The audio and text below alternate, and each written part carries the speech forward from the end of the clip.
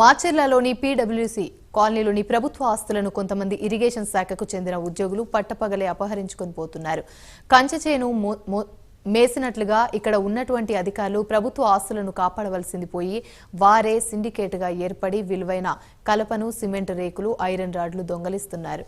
ఇక మాచర్ల పీడబ్ల్యూడీ కాలనీలోని irrigation department executive engineer కార్యాలయంలో గత 60 సంవత్సరాలుగా ఉన్నటువంటి ఒక భవనం తలుపులు, రేకులు, ఇనుప అతి భారీ ఖరీదైన టేకు కలపను అపహరించుకొని పోయారు. దీనిపై స్పందించాల్సిన ఇరిగేషన్ అధికారులు మీనమేషాలు లెక్కిస్తున్నారు.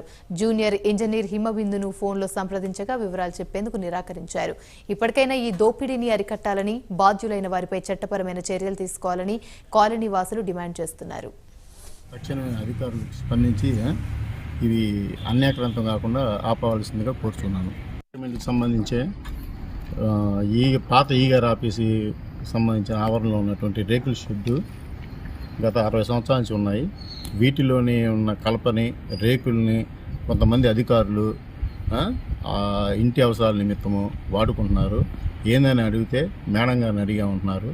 మేడం గారేమో మరి రఘురామరెడ్డి అని సీనియర్ అసిస్టెంట్ ఉన్నాడు లోపల, కాశీము సీనియర్ అసిస్టెంట్, వాళ్ళ ఇంటి అవసరాల నిమిత్తము కావాలని చెప్పని అడిగారు. అందుకని కొన్ని తీసుకోమంటున్నాము అని చెప్పారు. అయితే ఇది ఇప్పుడు కాదు, కనీసం మినిమం 100-200 రేకులు కనపట్లేదు ఇక్కడ. రేపు మాపు ఇవి ఐరన్ కూడా మాయమైపోయే స్థితి ఉంది.